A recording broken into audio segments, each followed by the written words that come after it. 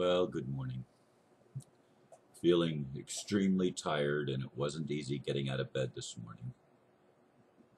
I'll talk a little bit more about what's happening this weekend after I give my title and blurb. The title is, I may be gullible, yet I will not betray humanity.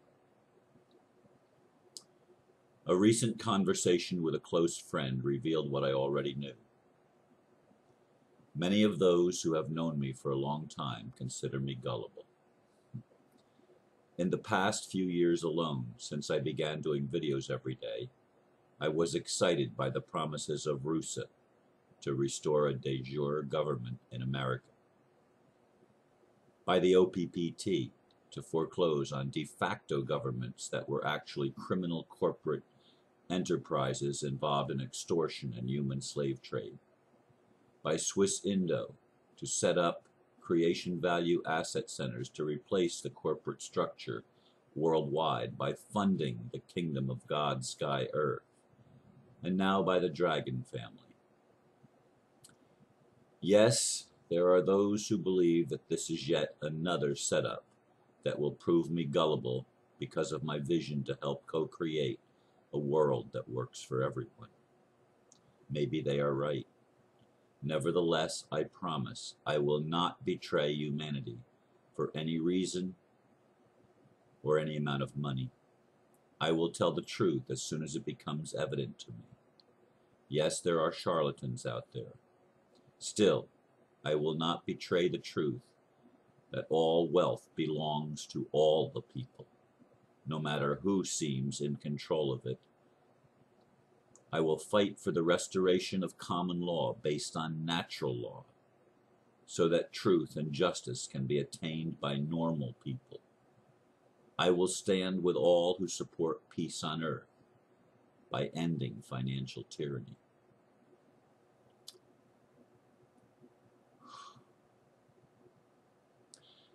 I'm in a workshop this weekend, and it's been going later than normal. It's very intense. As always, the emphasis is on telling the truth, on being emotionally vulnerable, on being willing to go where we are not normally encouraged to go in the normal course of events in our human culture. We're taught to put on masks, we're taught to wear facades, we're taught to avoid painful issues, we're taught to maintain a stiff upper lip and keep a smile on our face at all times, and maybe not be completely honest with ourselves or with others. One of the things that came up in this workshop is something that happened with a particular participant, and Margie, who is the workshop facilitator, had him say something like this, because this was a religious person who has a tendency to own the good things about himself, but to deny and disown some of the less than good things about himself, or the things that we normally consider negative things. And she had him say, or to consider this: I'm ashamed that I'm not as perfect as I'd like to be. I wrote it down and put it in my pocket because I thought, yeah, I can relate to that.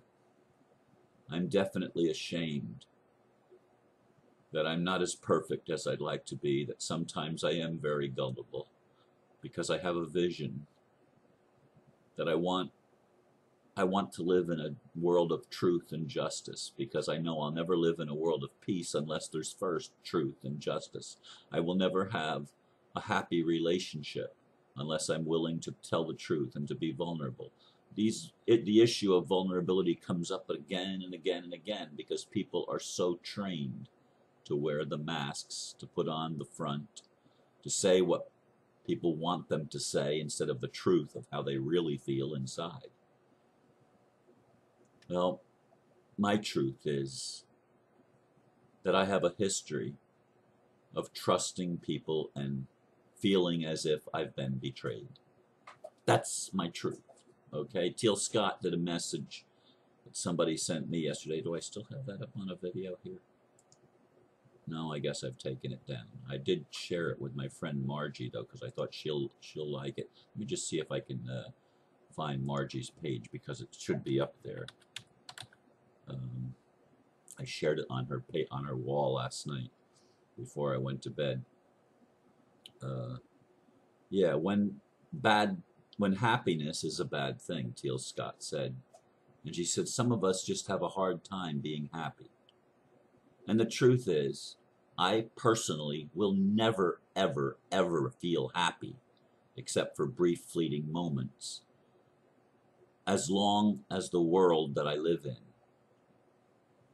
is unjust, as long as our leaders are committing criminal acts, as long as people that should know better are not keeping their promises, people that are supposed to be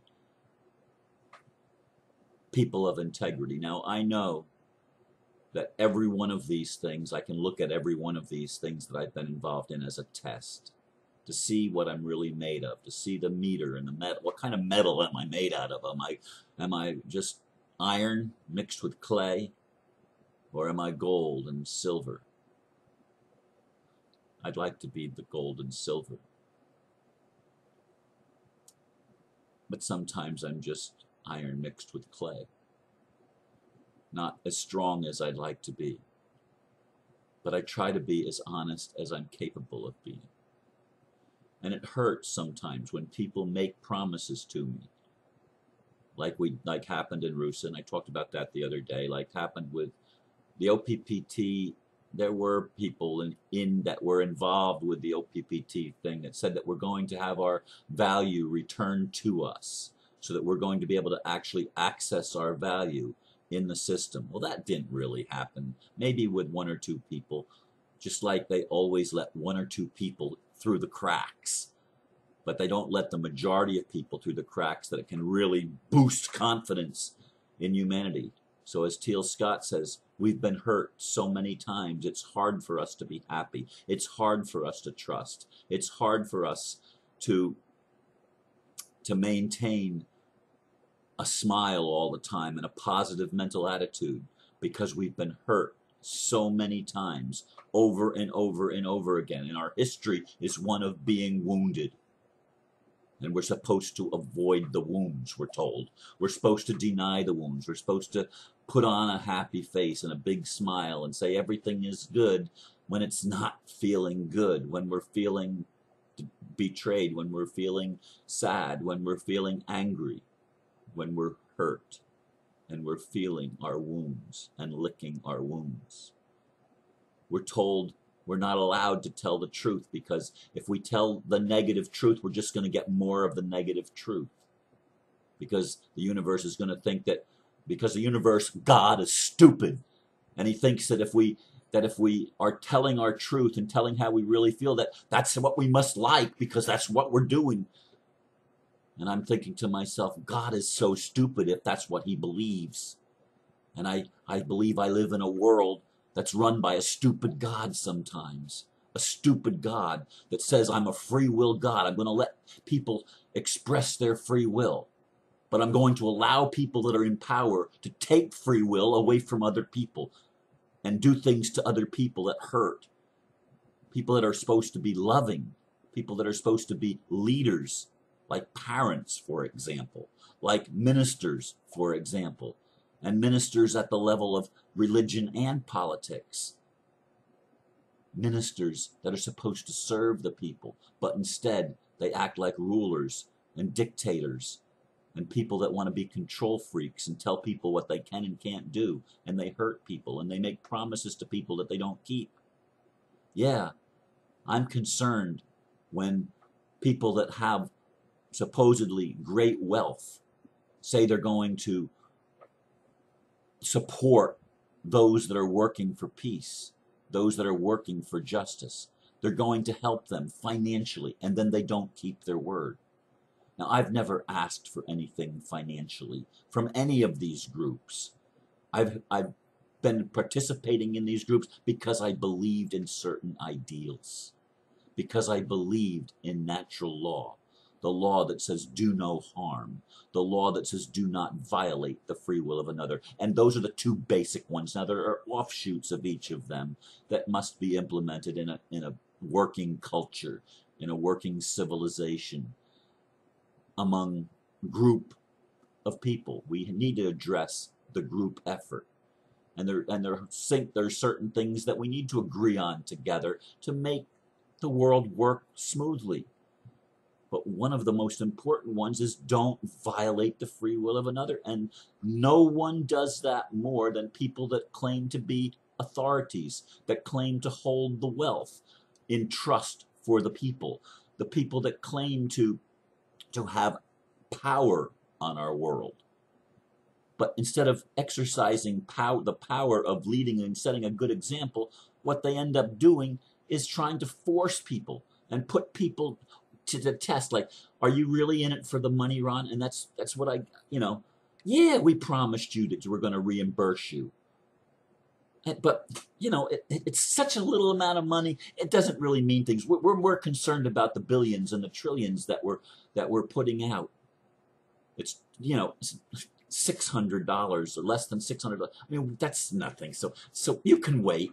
Well, $600 for me is, at $576 or whatever it is and change that I put out to get my passport so that I could be ready to leave, and I still haven't left, and it's almost a month now that I was supposed to leave to go on this trip that ultimately was going to be to China and Hong Kong, but there were going to be other places as well that we were supposed to travel to.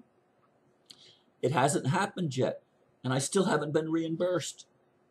That's 60% of my monthly income.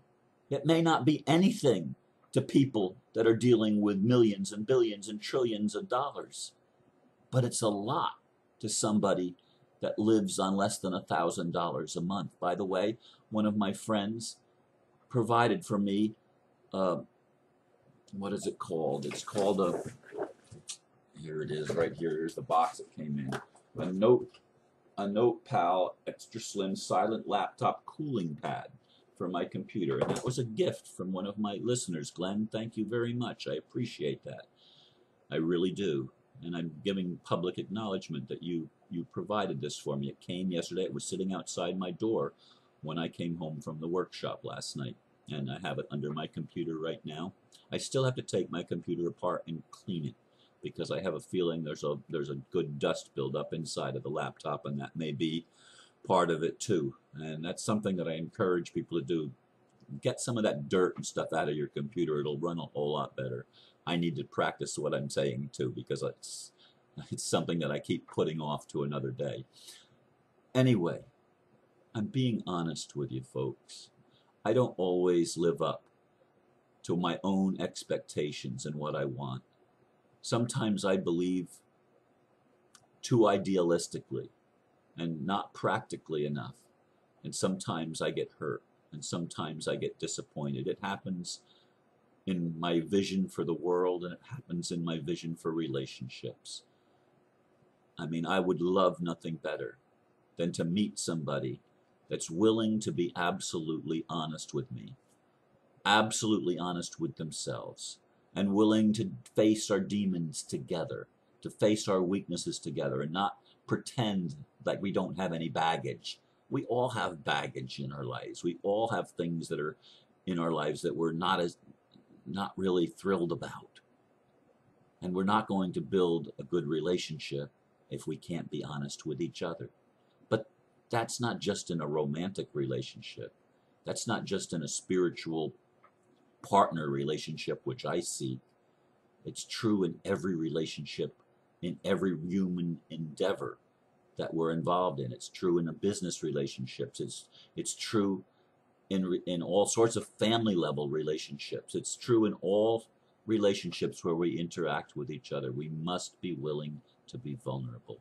We must be willing to tell the truth, not what the other person wants to hear, but what is our truth? How do we really feel? Well, I'm willing to go out on a limb and tell you how I really feel.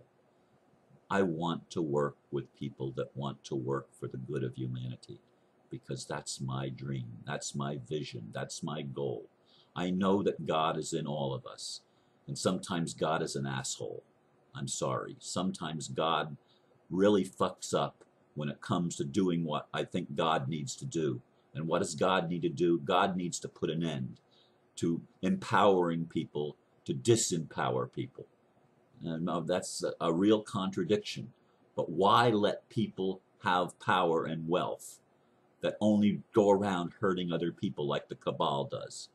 Why have people in power that do what the Zionists do and do what the people that I point fingers and people say, Ron, you wouldn't see that if it wasn't in you. You're damn right. I wouldn't see it if it wasn't in me.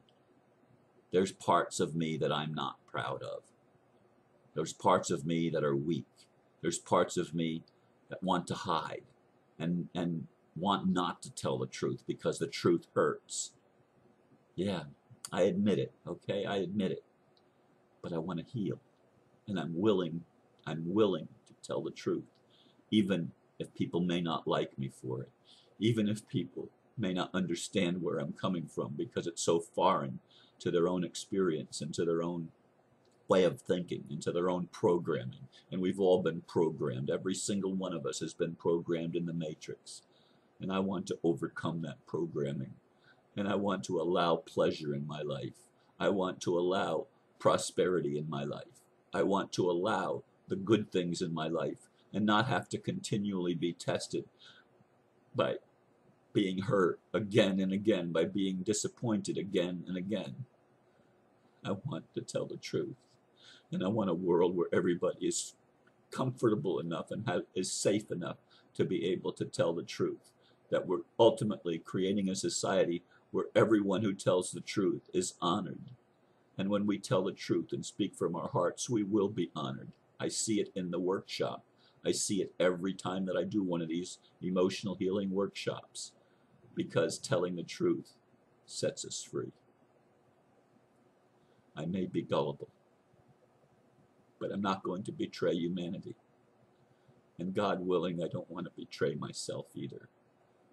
Not just the inner child, but the inner teenager, the inner lover, the inner goddess, the inner God.